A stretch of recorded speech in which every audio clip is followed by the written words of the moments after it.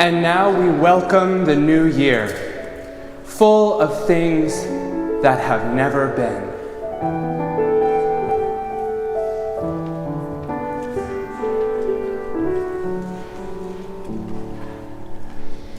My dear acquaintance, it's so good to know you, for strength in your hand that's loving and giving, and a happy new year with love overflowing, with joy in our hearts for the blessed new year.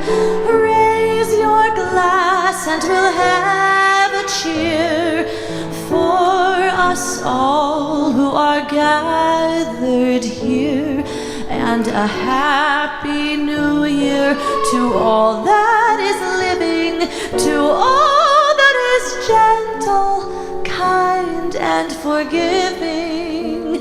Raise your glass and we'll have a cheer, my dear acquaintance, a happy new year.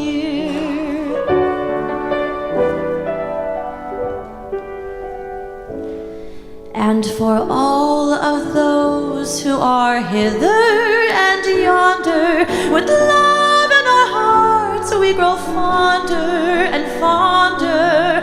Raise your glass and we'll have a cheer for us all who are gathered here, and a happy new year to all that is living, to all that is gentle, kind, and forgiving. Raise your glass and we'll have a cheer, my dear acquaintance, a happy new year.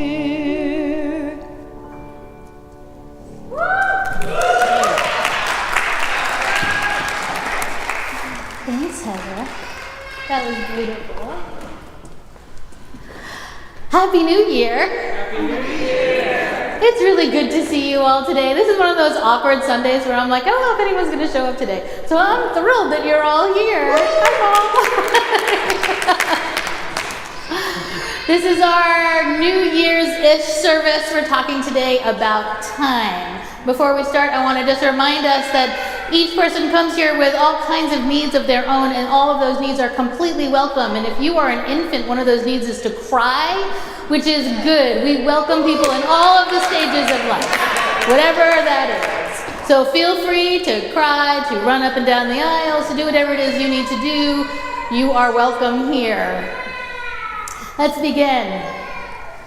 We enter worship in this same space, in this liminal space, in this not ours, but we're making it our own space, in this online in-person space, in this where is my theology space. We enter worship in this same space, these are my people space, in this I need this prayer and music space, in this I've brought my broken heart space. We enter worship, sharing a space, sharing a vision for the world, sharing breath, sharing silence, sharing a time for worship. It is good to be in this space with all of you. Please rise in body or spirit. Christina is going to lead us in our opening hymn, which is a call and response. So you don't even need the words. Just got to follow Christina, which is always a good plan. We are going to invite movement and voices and presence today, yes? So when I sing, you sing. Here we go. We come from the fire, living in the fire. Go back to the fire, turn the world around. You say, yes. Now we come from the water, living in the water, go back to the water, turn the world around. Yes, I can hear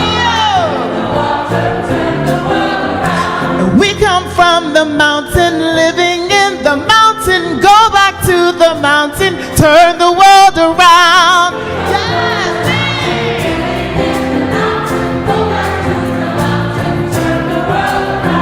Oh, so is life. Ah, so is life.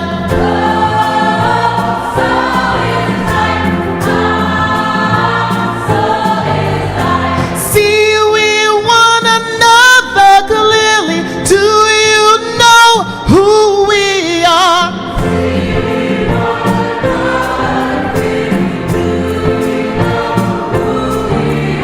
See, we one another clearly. Do you know who we are? Yeah. Oh, oh, so is life. Ah, so is life. Yeah. Do that again. I said, oh, so is life. Ah, so is life.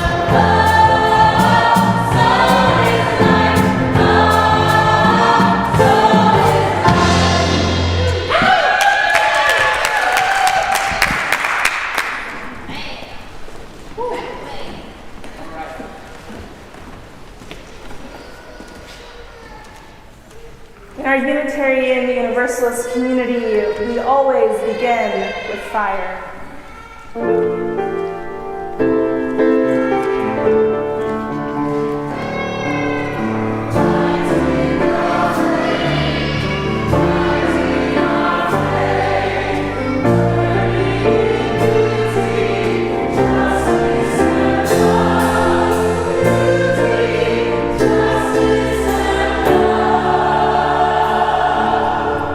Please join me in reciting our chalice lighting. We light the chalice, the fire that guides and unites our church, kindling the flame of love that burns at the center of our faith.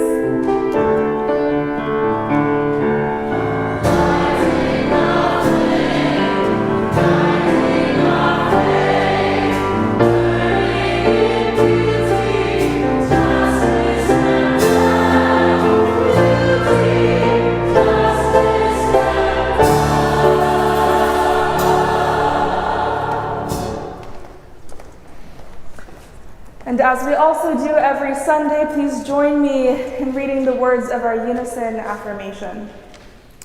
Unto the Church Universal, which is the depository of all ancient wisdom and the school of all modern thought, which recognizes in all prophets a harmony, in all scriptures a unity, and through all dispensations a continuity, which abjures all that separates and divides, and always magnifies humanity and peace, which seeks truth in freedom, justice in love, and individual discipline in social duty, and which shall make of all persons one beloved community. Unto this church and unto all its members, known and unknown throughout the world, we pledge the allegiance of our hands and our hearts. We greet each other as well every Sunday because that is a part of our liturgy. It is a part of our shared theology, this belief in the interdependence of all of us and radical welcome. So whether the people next to you are strangers or old friends, now is the time to greet your neighbor.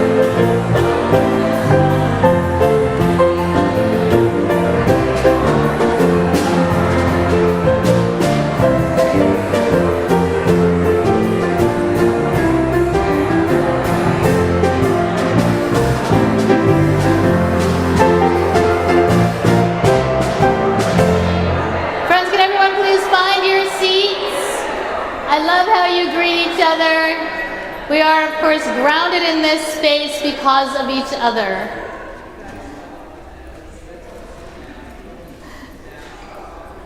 I know, I'm always the one who puts an end to the joyful moment.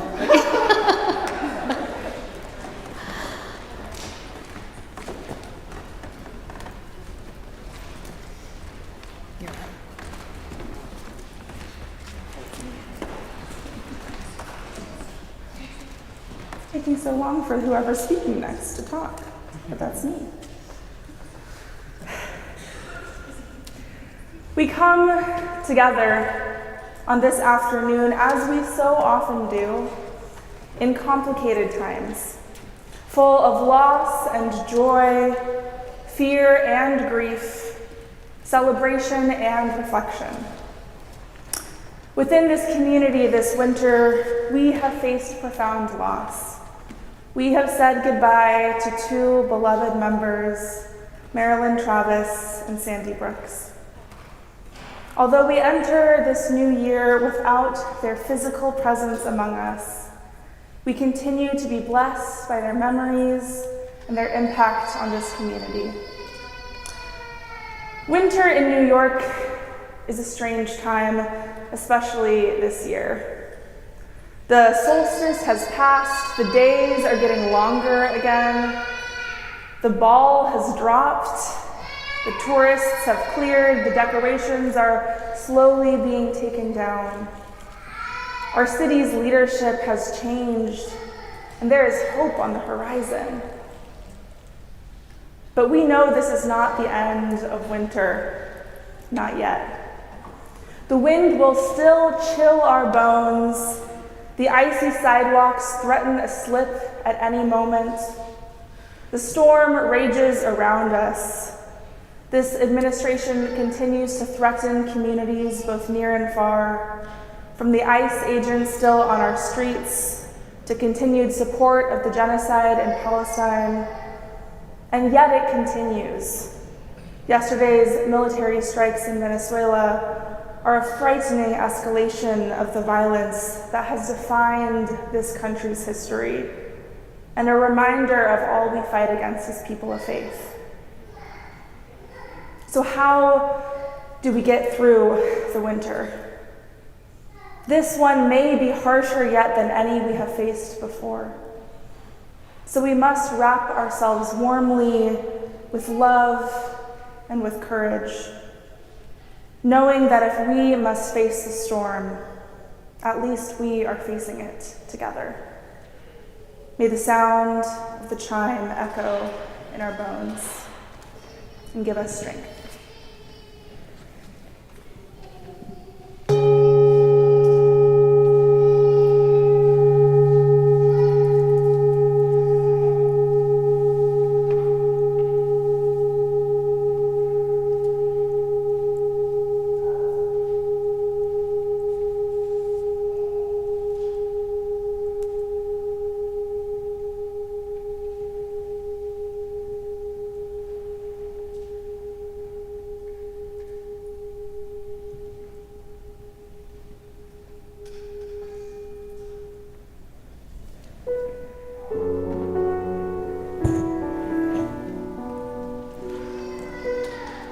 Please join me in a moment of prayer. Spirit of life, we pause together in this moment. We bring with us what we are carrying: grief and gratitude, concern and hope, questions without clear answers. And still, we sing.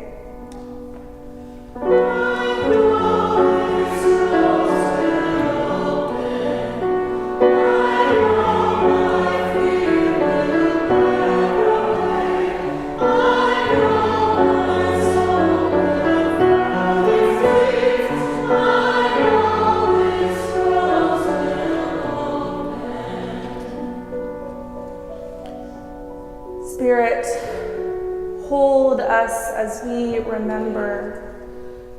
Steady us as we face change.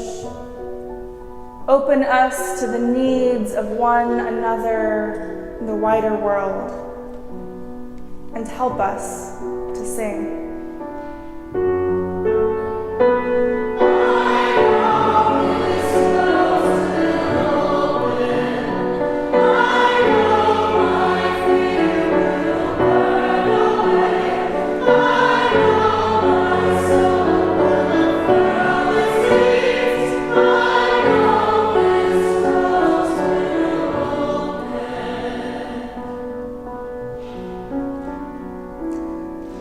Now is the time in our service where we light candles and remind each other of our shared journey. Please come forward to light a candle for whatever it is in your heart today that needs to be shared.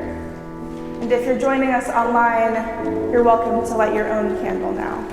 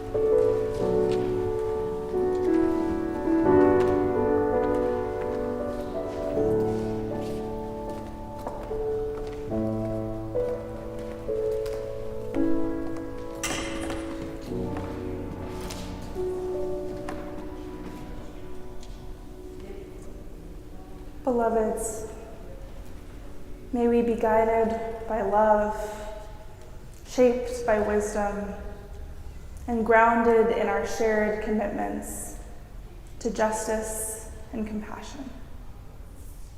Amen.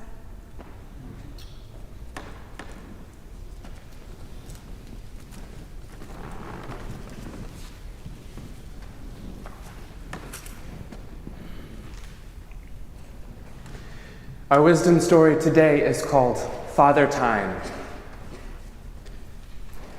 In the void and in the darkness and in silence, time was alone. He was alone in the emptiness, and in the emptiness, time wandered aimlessly, lonely, bored, and without purpose. Longing was all that time had known. The Creator saw that time felt empty and lonely, and in compassion created space. Suddenly, time was not alone. Space held a vast presence, a form, a shape. Time began to wander again, not aimlessly as before, but now courageously, filled with curiosity at the majesty and mystery of space. Time began to see, and he began to care. Time fell in love with space, her wisdom, her presence. She gave meaning to time, and time loved her for it. And when time fell in love with space, space became fertile. With him, she gave birth to many children, stars, planets, the earth, the moon, wind, weather, ocean and mountain, trees and flowers, birds and fish, and every breathing thing. These many children lived inside of time and space, and their lives were filled with beauty and wonder. Time was not alone anymore. However, as time went on, time began to feel smothered by his partner and his children. Space was everywhere, and time was never alone. All of their children lived within him, and they filled time so completely that time could not rest. He was trapped by the life he created, consumed by those he loved so dearly. Desperate, he asked the Creator for help. Creator, time said, in the silence, in the void, in the darkness, I was so lonely. You came to my rescue, giving me space whom I love. And together we have filled your world with beauty, with grace, and with life. But now, Creator, I am trapped, a prisoner of the world you helped me create. I cannot breathe, I cannot think, I cannot be. Help me, dear Creator. I cannot go on like this. The Creator replied, Sweet time, you alone among all creation are boundless and infinite in ways you cannot fathom yourself. Do not hold so dearly all those you love. Relax, and you will find you can breathe. Let go, and you will find you can rest. Do not shrink, and you will find there is more to you than you can even imagine. Time didn't understand, but listened to Creator's words. And with all of his strength, he surrendered to space. And he surrendered to his many children. He let himself break apart. He shattered into billions of pieces. Each of his children took a piece of him with them. Every piece found its place within the expanse of space. And time found that he was not destroyed. Instead, he was transformed. At first, all his beloved and his children lived within him, but after he broke, he found instead that he lived within each of them. And he was still whole. Instead of inside of his beloved and inside of all his children, time found he had been transformed. In surrendering himself, time found that he had been transformed into forever. Friends, this is how it can be, that even today, in all of creation, the oceans and mountains, the wind and the weather, the trees and the flowers, the birds and the fish, and all living things, the children of space and time, hold the gift that time has given us, Himself. And if we are willing to return to the place where time was born, to silence, to emptiness, to darkness, there we see that inside each of us, our Father Time has been transformed into forever. Here ends our wisdom story.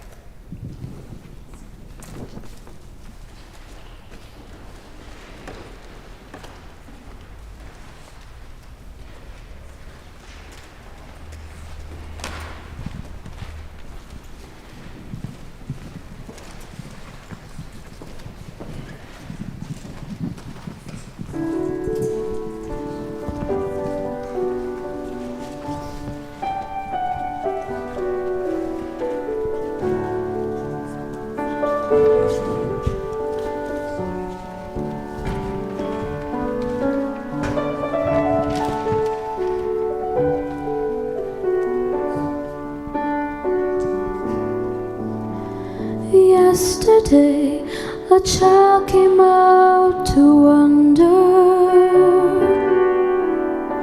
caught a dragonfly inside a jar. Fearful when the sky was full of thunder, and tearful at the falling of a star. And the seasons, they go round and round, and the painted ponies go up and down.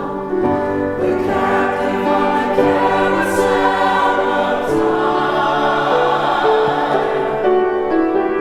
We can't return, we can only look behind from where we came, and go round and round and round in the circle game. Then the child moved 10 times round the seasons, skated over 10 clear frozen streams. Words like "when you're older" must appease him. Promises of someday make his dream. And the seasons, they go round and round, and the painted ponies go up and down. We're captive on the carousel of time. We can't return, we can only look behind from where we came, and go round and round and round in the circle game. 16 springs and 16 summers gone now. Cartwheels turn to car wheels through the town, and they tell him, take your time, it won't be long now, till you drag your feet too slow, the circles down. And the seasons, they go round and round, and the painted ponies go up and down. We're captive on the carousel of time. We can't return, we can only look behind from where we came, and go round and round and round in the circle game. And the years spin by, and now the boy is 20. Though his dreams have lost some grandeur coming true, There'll be new dreams, maybe better dreams, and plenty before the last revolving year is through.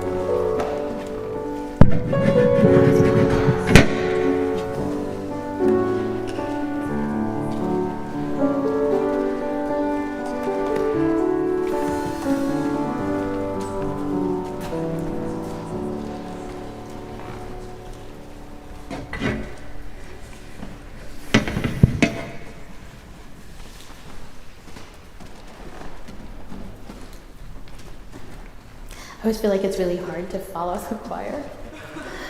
But then actually I love them so much that I actually start preaching like filled with love. So I don't know, maybe that's a good thing.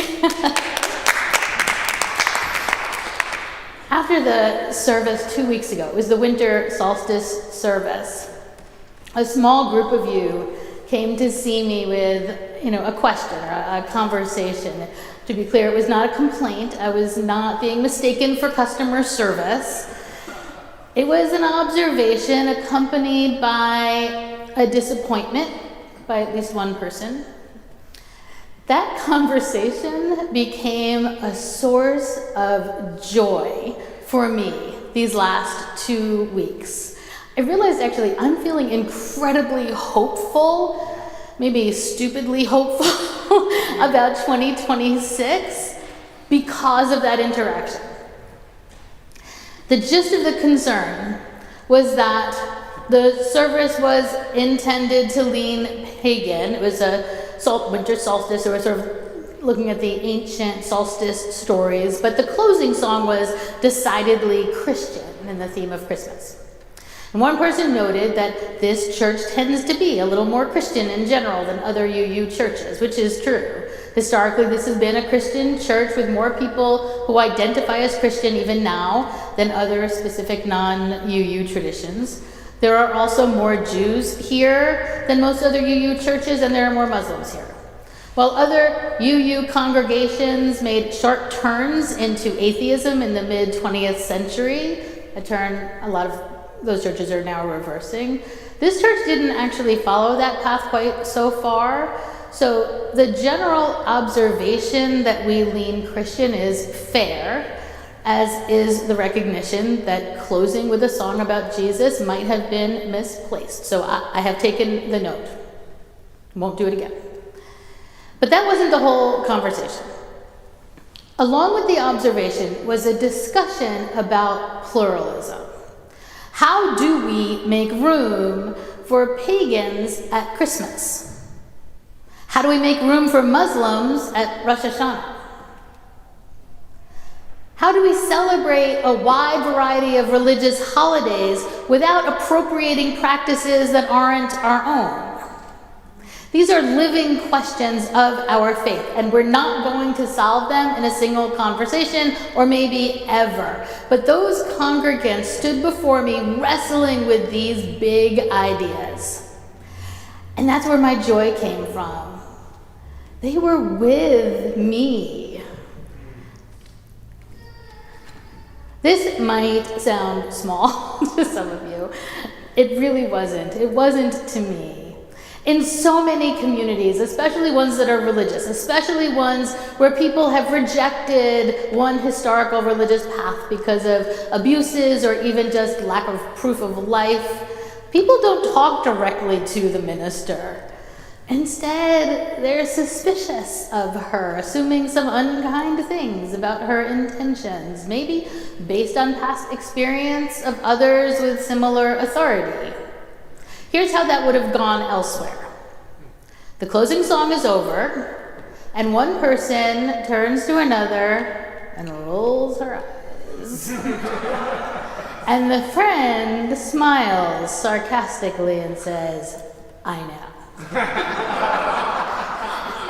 And then they head out to the diner with a group of other congregants who know, where they all start complaining about me, or Matt, or Jonathan. They're not diving into complex balance of pluralistic faith tradition. They're just bitching and accusing. And next week they're going to do it again. Instead, 2 weeks ago, we embodied my greatest hope. Someone disagreed or disliked something and engaged me and others in a conversation to tease out the issues. It was nothing fancy, just honest, respectful, mature conversation. No unnecessary drama. Genuine communal behavior, building and embodying the world we dream about. I am telling the truth when I say that it has been a source of tremendous joy. Some of you might be aware of something I've written about and brought to a few workshops with Jill, actually. It's my list of shit we don't have time for. We are, objectively speaking, in a dangerous moment. Because our nation and our planet are on the cusp of treacherous transformations, we will need to be focused if we're going to put up any kind of effective defense. Because the moment is so charged, people are behaving badly, acting out of fear and anxiety, but we don't have time for that shit. Which is why that conversation brought to me 2 weeks ago was such a relief. We don't have time for gossiping and finger pointing. We do have time for working together to find a road we want to travel as partners. We do have time for co-creating community. We do have time for wondering how to embody big ideas in very specific situations. I'm not one for resolutions, but the new year is a good time to consider, who do we want to be? And maybe, who do we need to be in the upcoming year? It's easy to look at a new year and hope for change, right? I know that I do. I hope that Congress finds a spine. I hope the Supreme Court confirms boundaries outlined in the Constitution. I hope the military refuses illegal orders. But those are things we have no control over. In this complicated and fragile moment, our job is to put up fierce resistance, to set up a safety net for all the people neglected and forgotten, and to care for our spirits, personally and collectively. Our job, our work, our task is to use our time well. Time is elusive and unpredictable. We plan for lives we never live. We are taken by surprise, sending us in unexpected directions all the time. We meet people, learn things, we're victims of crimes or accidents or illness, inheritors of fortunes or beneficiaries of social generosities, or any one of an infinite number of things happen to alter the course we thought we were on. I asked my 15-year-old son what he expected in 2026? I thought this was a good, big question. And he said, I'm going to quote, he said, I'm going to hit a 1080. Now, I don't know what a 1080 is. So I said, what does that mean? And the rest of the words sounded a lot like adults in Peanuts. Womp, womp, womp, womp, womp. I did catch that it has something to do with snowboarding. When I clarified that I was thinking bigger, he told me that he expects the country will go to war. This was on Friday. I told him, you know what, I really don't think so. I woke up Saturday to find that we'd launched a large-scale attack to illegally capture the Venezuelan president, and that now we're saying we're going to take over the country. It happens that fast. For his sake, I do hope that he's also right about the 1080. But time itself is neutral. I mean, if Zach is going to land the 1080, which I now know is 3 full rotations in mid-air, God help me, he's going to need to practice. He has apparently done 2 with a clean landing, and he has at least 2 months to work on it. And that's the point. We keep working on it. Reverend Dr. Martin Luther King pointed out that time isn't itself going to solve any problems. Injustice isn't resolved in time. Broken systems aren't fixed. In fact, wounds don't even heal in time. You have to clean them, dress them, partner with the process, take action. Dr. King wrote, and somewhere along the way, it is necessary to see that human progress never rolls in on the wheels of inevitability. It comes through the tireless efforts and the persistent work of dedicated individuals who are willing to be co-workers with God. And without this hard work, time itself becomes an ally of the primitive forces of social stagnation. And so we must help time. And we must realize that the time is always ripe to do right. The time is always right to do, ripe to do right. Doing right comes in the form of 1,000 tiny choices, but each one is grounded in the idea that time is not neutral. And what we do and how we act, as tiny as we think we are in this massive structure of planetary existence, matters. There is no formula for doing the right thing. Some days the right thing is to rest. Some days it's to protest. Some days it's to take a friend out for coffee to listen. Some days it's to let someone take you. What isn't the right thing is waiting for the arc of the universe to bend toward justice if we aren't going to help. What isn't the right thing is waiting for what we hope is inevitable justice to happen spontaneously, or at least eventually.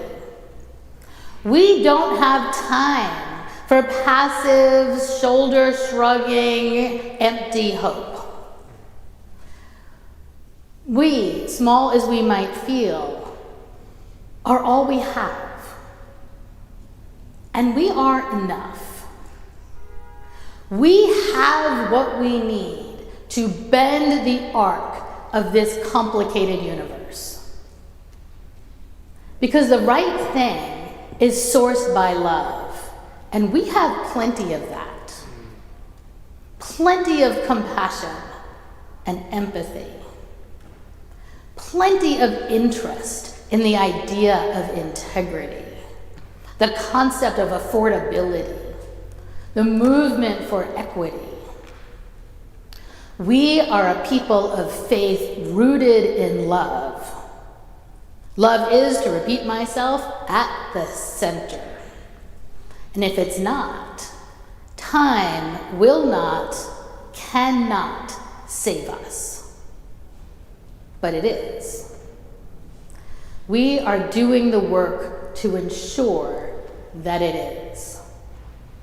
I can see it. I can feel it. I know it to be true about every one of us.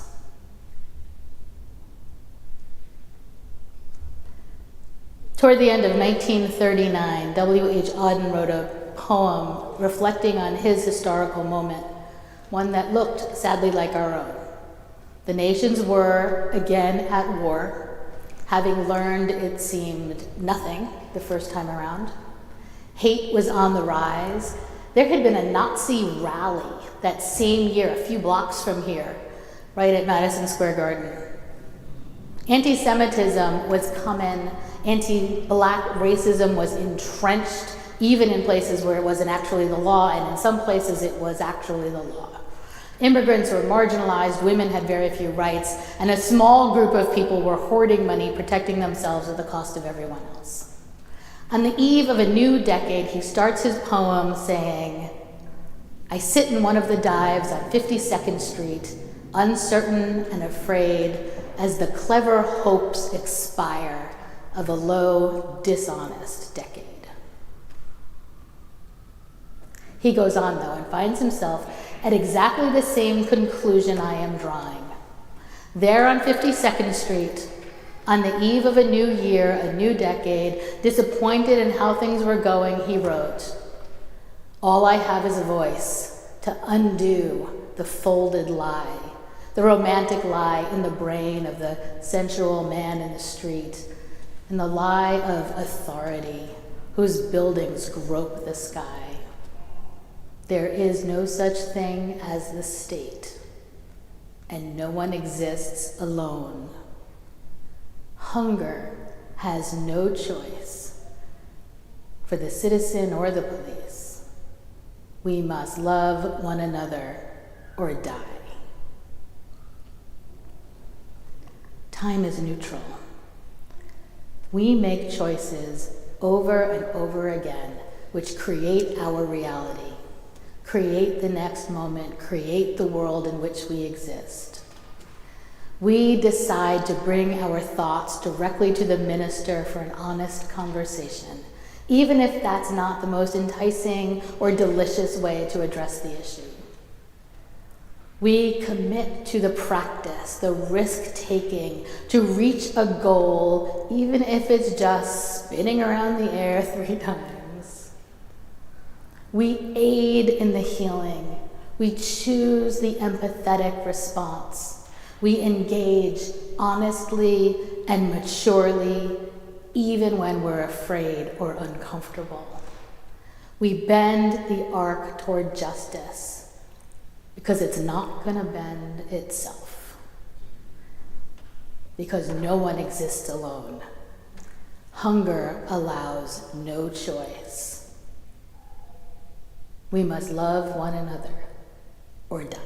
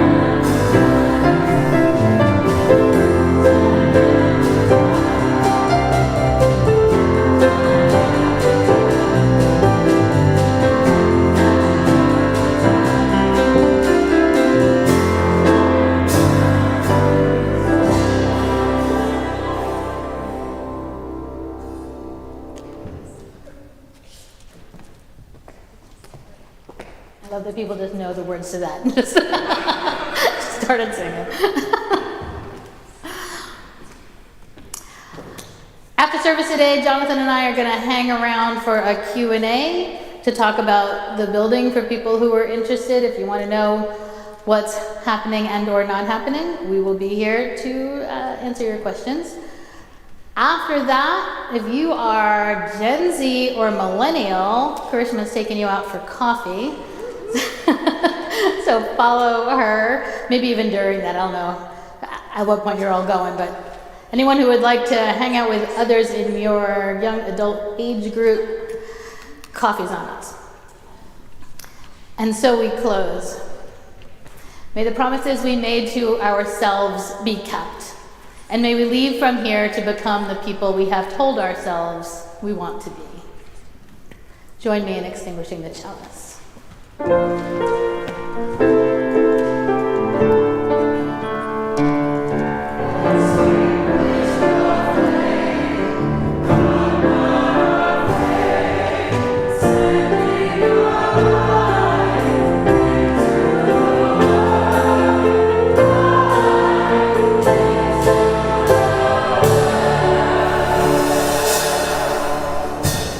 Send our light into the world where healing and hope are needed. Go in peace to love and serve this world and one another. Please rise in body or spirit. Together we're going to sing Building a New Way. You have hymnals if you want to read it there, but the programs also have all the words.